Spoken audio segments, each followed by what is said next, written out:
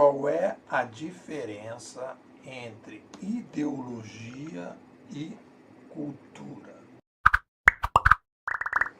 A cultura não é uma coisa assim que cai do céu e que desce. Ela tem toda a cultura humana, ela tem uma sequência que é fundamental a gente entender. Toda a cultura humana passa por um debate inicialmente filosófico. Pessoas que estão num determinado tipo de preocupação diante dos problemas começam a argumentar determinadas coisas e sugerir determinadas maneiras de pensar a sociedade, pontos de vistas. Essas visões filosóficas se transformam em teorias e ideologias, conceitos gerais que deveriam ser implantados na sociedade. E aí, a partir daí, vem a terceira etapa, que é a metodologia. Projetos políticos, projetos religiosos, projetos econômicos, projetos sociais. Tudo isso tem uma encruzilhada lá em cima que começa na filosofia. Então, o que a gente vai ter? A gente tem pessoas que pensaram determinadas coisas que são apenas hipóteses, teses, ideias gerais que foram descendo para a sociedade. No momento que elas se transformaram em metodologias e vieram para a vida, elas foram testadas. No momento que elas foram testadas, quando a gente está testando determinadas ideologias, na verdade nós estamos testando determinadas teses filosóficas que desceram para a vida e a gente tem que perguntar, será que essa tese filosófica lá de cima que foi pensada está batendo com a vida? O problema é que as pessoas não fazem essa junção entre aquela tese filosófica e os problemas que estão acontecendo aqui embaixo. Mas isso que está acontecendo aqui embaixo tem a ver com a tese filosófica, ou seja, aquela tese filosófica que gerou uma ideologia não está conseguindo virar uma cultura.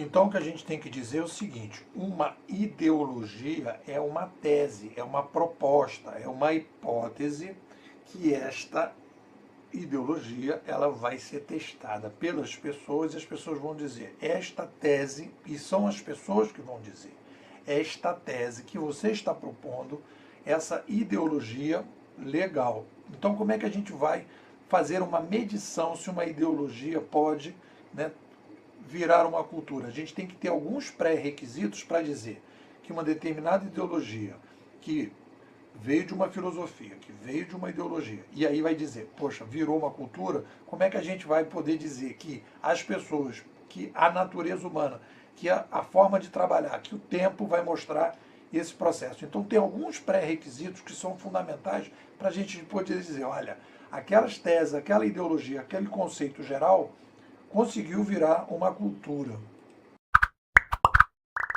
Na minha humilde opinião, uma ideologia consegue virar cultura, primeiro aspecto, o tempo. Você consegue, ao longo do tempo, mostrar que aquelas teses, aquelas percepções de mundo, aquelas filosofias e tal, passaram bastante tempo e aquilo ali ganhou espaço. A segunda coisa é a diapasão que você tem. Aquilo ficou restrito a um determinado região, uma coisa muito particular de um determinado grupo de pessoas, ou aquilo se expandiu de maneira mais ampla para a sociedade. Então você vai ter essa visão. A terceira coisa é voluntário, né? Aquelas ideias e tal, as pessoas aderiram de forma voluntária a partir do convencimento, a partir da narrativa, a partir da aceitação daquilo de uma maneira voluntária. Então, se você analisar o século passado, a gente pode dizer que a ideologia, né, marxista, por exemplo, ou a ideologia nazista, por exemplo, ou determinadas ideologias religiosas, por exemplo, que tentaram se impor na base da força, não conseguiram. Então a gente vai fazer essa análise para fechar o vídeo. Quando você adota o comunismo ou o nazismo no século passado, em que você tem as suas teses, de que você tem pessoas boas e que essas pessoas boas ou porque são de uma determinada classe social, que são oprimidas, e elas vão tomar o poder e a coisa vai funcionar, ou as pessoas têm uma raça e aquela raça é superior e um país com aquela raça vai conseguir dominar o mundo e tudo. Essas ideologias, que são ideologias, foram colocadas na prática. E o que aconteceu? Não se encaixaram, não tiveram aceitação. Por quê? Porque criaram um problema no aspecto da liberdade, criaram um problema no aspecto produtivo, criaram desabastecimento, não geraram inovação e tiveram um problema forte de violência e de não aceitação de outras pessoas. Então, naquele momento, aquelas teses não se encaixaram. O que eu acho que foi mais importante no século passado, mais importante de tudo no século passado, tudo bem, o nazismo foi uma coisa hiperviolenta, muito radical, né? Mas o comunismo, que teve uma adesão, teoricamente, uma narrativa em que as pessoas aceitaram mais e continuam aceitando, tanto que no Brasil a gente tem ainda partidos com este nome, comunista, e tem pessoas que defendem o socialismo, está todo mundo aí falando nisso, né? Então, você vai analisar esse cenário, a coisa mais importante que aconteceu foi todo mundo ocidental deixou aquele grupo todo lá, deixou acontecer num jogo. O desfecho não foi uma guerra nuclear, bomba nuclear, uma invasão. Não.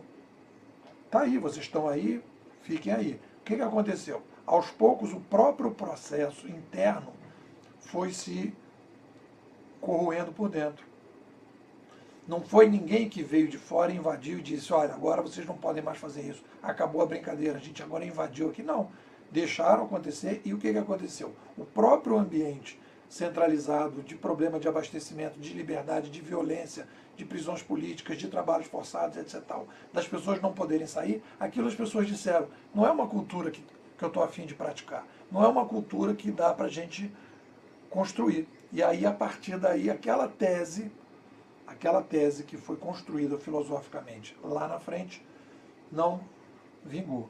E é aí que a gente começa a ver que aquela ideologia não conseguiu virar cultura porque forçou a barra, porque não conseguiu algumas premissas básicas. Uma ideologia só consegue virar cultura quando determinadas premissas básicas, vindas de baixo para cima da vida, são aderentes.